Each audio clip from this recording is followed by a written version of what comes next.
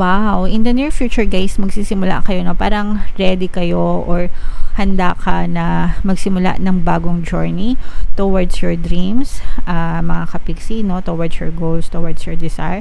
Kahit wala ka pang masyadong alam, kahit kumbaga parang susubok ka, no, susubok ka, kahit wala ka masyadong alam, kahit or pa konti-konti lang yung alam mo, pero parang maglalakas loob ka, no, na to take one step towards your goal, towards your desire. And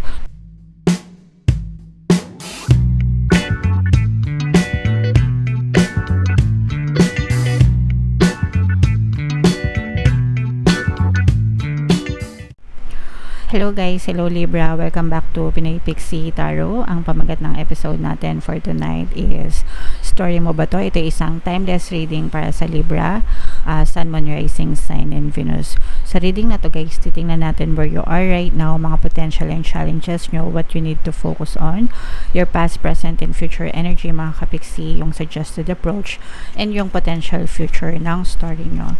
So, shuffle ko tong cards guys. Hanapin natin yung energy ng Libra. Eto guys.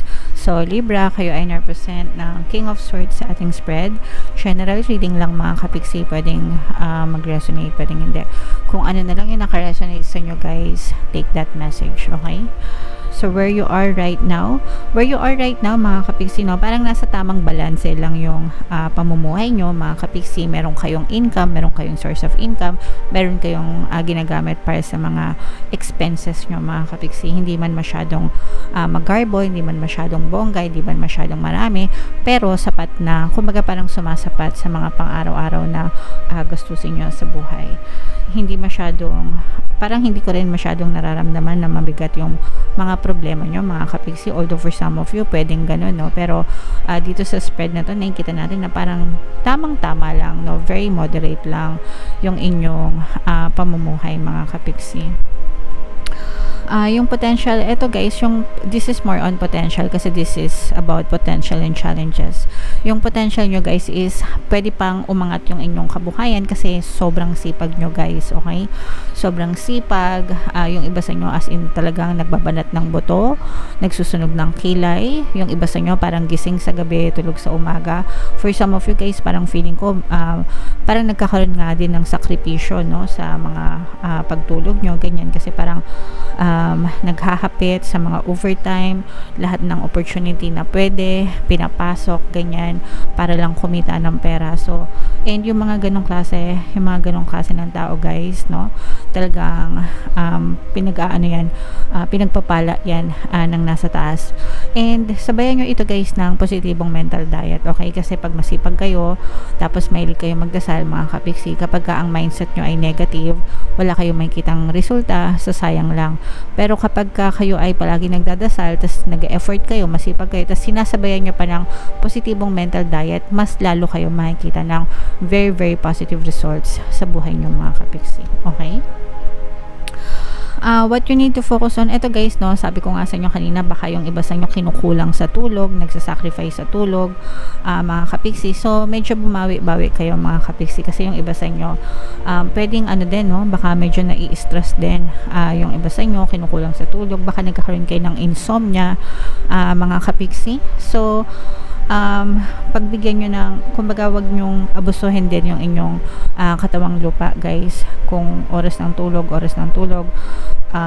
iwasan mo na yung K-drama or Chinese drama or whatever na pinapanood nyo, mga kapiksi. Kumbaga wag nyong ipagkait sa sarili nyo yung magpahinga guys, okay?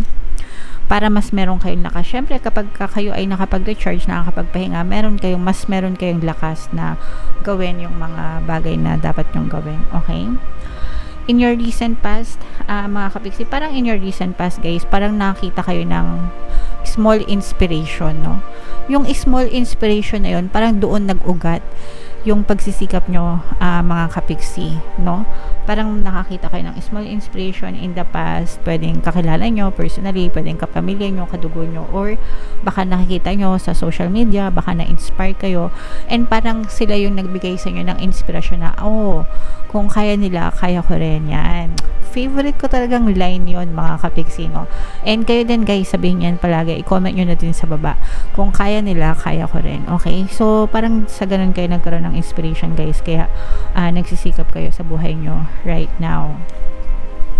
Yung greatest strength nyo mga kapiksi, this is an earth sign energy, Capricorn, Taurus, Virgo. For some of you, maaari may earth element kayo sa inyong natal chart, or you may be dealing with an earth sign. Pero for some of you guys, talagang ang focus ng attention nyo right now is kabuhayan. Parang nag-aaral din kayo, pwedeng nag-aaral din kayo, ginagawa yung financial literate yung sarili nyo, nag-aaral kayo mag-budget, nag-aaral kayo mag-invest, nag-aaral kayo kung paano nyo pa mapapalawak yung inyong kaperahan. And tama lang yan guys, kasi yung pera guys, di naman yan tinuturo sa eskwelahan, di ba? Sa eskwelahan puro academics, turuan ka lang mag-add, mag-minus, ganyan. Pero yung tamang pagbabudget, di naman yan tinuturo sa eskwelahan. So natututunan yan on your own mga kapiksi. Okay?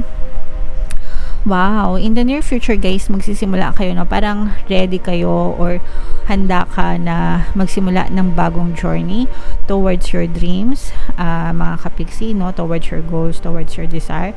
Kahit wala ka pang masyadong alam, kahit kumbaga parang susubok ka, no? Susubok ka, kahit wala ka masyadong alam, kahit or pakonti-konti lang yung alam mo, pero parang maglalakas loob ka, no? Na to take one step towards your goal, towards your desire. And lahat naman tayo doon nagsisimula somewhere mga kapiksi. Unang hakbang, okay?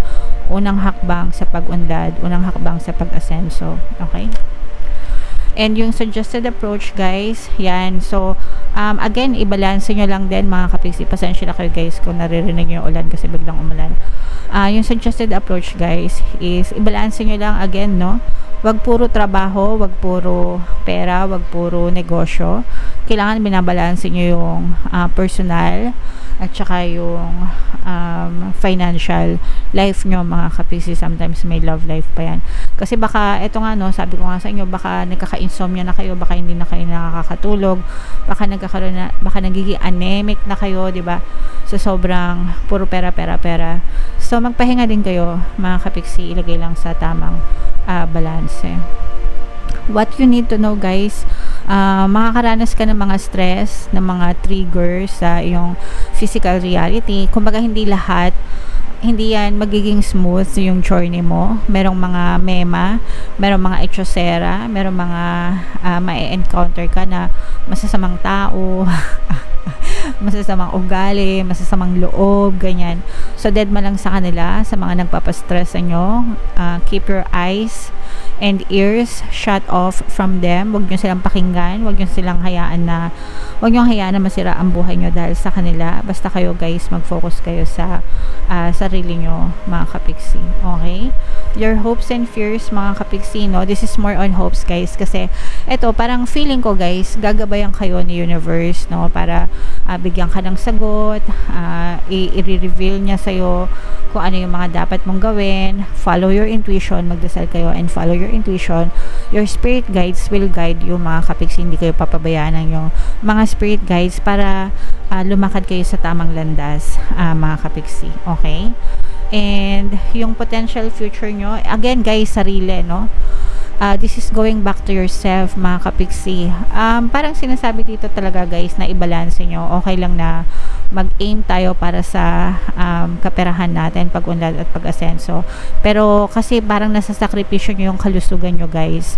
So wag ganon. Make sure na alagaan nyo yung sarili nyong kalusugan. Health is wealth, mga kapiksi. Importante pa rin ang kalusugan. Aanhin mo yung sobrang dami ng pera kung sablay naman yung kalusugan mo, diba? Mas maganda pa rin yung malakas yung katawan natin. Healthy body, healthy mind. Healthy mind, healthy body, mga kapiksi. Wag abusuin yung sariling katawan. Bigyan ito ng sapat na pahinga, guys. Okay? So, comment down below, guys. Ito, mga i-mind man nyo to. Mind, bagong simula. Mind, sagot sa mga problema. Ganyan. So, i-mind nyo yan, mga kapiksi. Tingnan natin yung additional message para sa inyo, guys. Habang sinashuffle ko to, panoorin nyo muna yung video natin regarding sa ating paano mag-manifest ng abundance video course. Kapiksi, sawa ka na ba sa mga struggles at hirap sa buhay mo? Masipag ka ba at masikap sa buhay ngunit hindi ka pa rin umaasenso? Ilang beses ka na bang nag-attempt mag-negosyo at mag-invest pero palagi ka pa rin nalulugi? Sa pagkakataon na ito ay maaaring may subconscious beliefs ka na nagiging balakid sa iyong pag-unlad at pagyaman. Introducing, paano mag-manifest ng abundance video course. Dito ay matututunan mo ma-overcome ang mga balakid mo para tuluyan ka ng umunlad, umasenso, sumagana, maging matagumpay, successful at maswerte sa iyong kabuhayan, pera, trabaho, negosyo sa labi at kaperahan ng bonggang-bongga. Dali, mag-send na ng email sa pinoypixie@gmail.com at simulan na ang iyong pagyaman ngayon. Alright, so sa lahat na gusto mag-avail ng course guys, yung promo natin for August, magbibigay ako ng free 3-in-1 pampaswerte subliminal, pampaswerte sa pera, sa buhay at saka sa love life mga kapiksi, worth 1,500 yung freebie na yan. Kaya i-avail nyo na guys, sobrang ganda. And meron din tayong bagong course, paano mawala ang third party at magkaroon ng harmonious na relationship para mawala yung mga kabit ng jowa nyo guys. 30% discount naman yan until July 31, August 31. So i-avail nyo na guys, sobrang ganda. Ito guys, yung additional message para sa inyo. Inner Temple. Devotion. Tune into the portal of your heart, mga kapiksi. So, yung ating puso, guys, diba? Nandiyan yung ating emosyon. Dapat malinis yan, mga kapiksi. Kasi yan yung inner temple natin, no? Yun yung inner temple natin, guys. So, dapat malinis ang ating puso. Dapat alisin natin yung mga negative emotions, anger, hatred, resentment, grudges, stress, worry. No, paulit-ulit ako dyan. Spill ko na nga yan eh. Dapat kabisado nyo na, diba? Kasi palagi ko yan sinasabi sa inyo. Yung mga negative emotions na yun, guys, yun yung nagsisilbing balakid sa pag-unlad natin, sa pag-asenso natin, sa kaligayahan natin, sa kapayapaan natin. So, dapat inaalis natin yun kasi lalo lang tayo nagsasuffer kapag may mga negative emotions tayo. Instead na negative emotions, palakasin natin yung love, yung light, yung pag-ibig, yung pagiging maunawain, compassionate, mahaba yung pasensya, malawak yung pangunawa, mapagpatawad, mapagpasalamat mga kapiksi, very important, okay? So, dapat ganun lang yung inaalagaan nating emosyon sa ating puso. Again, yung heart natin mga kapiksi, yan yung ating inner temple, so dapat inaalagaan natin, guys, okay? And mapapansin nyo ba guys, kapag stress kayo, ang dami-dami yung sakit, di ba? Nandyan yung na high blood kayo, mataas cholesterol, di ba? Kapag stress kayo, pero kapag masaya kayo, peace, mapayapa, 'di ba? Magaan lang yung buhay, happy lang, magaan yung takbo ng pamumuhay, pati yung sa itsura natin, 'di ba? Yung appearance natin, parang blooming lang, sometimes nakakabata, 'di ba? Pero pagka puro nega ka, nakatanda, yan, naku, naka-wrinkles, nakakakulubot, 'di ba? So, alam nyo na mga kapiksi, okay? So, dapat happy lang tayo palagi guys, and always look for something to be grateful for para talagang maging masaya ka sa buhay mo. Okay? So, comment down below, Libra, if naka-resonate kayo dyan sa mga reading na yan. Yung mga pinapamind-mind ko sa inyo guys, i-mind-mind nyo na sa comment section. And huwag nyong kalimutang makinig ng ating mga pampaswerte subliminals, especially yung pantaboy malas, pang-akit ng swerte. Super effective guys. Diyos me, linggo-linggo na lang may nananalo sa loto at sa kung ano-ano, no? Yung mga success stories guys sa community tab. Ito yung playlist guys, pakinggan nyo para makatulong sa inyo. And ito naman yung ating success stories ng paano mag-manifest ng abundance video course. Click here to subscribe guys, and click here to join our membership program. Thank you for liking, sharing, and subscribing, and see you again next time. I love you all guys. Have a nice day. Bye bye.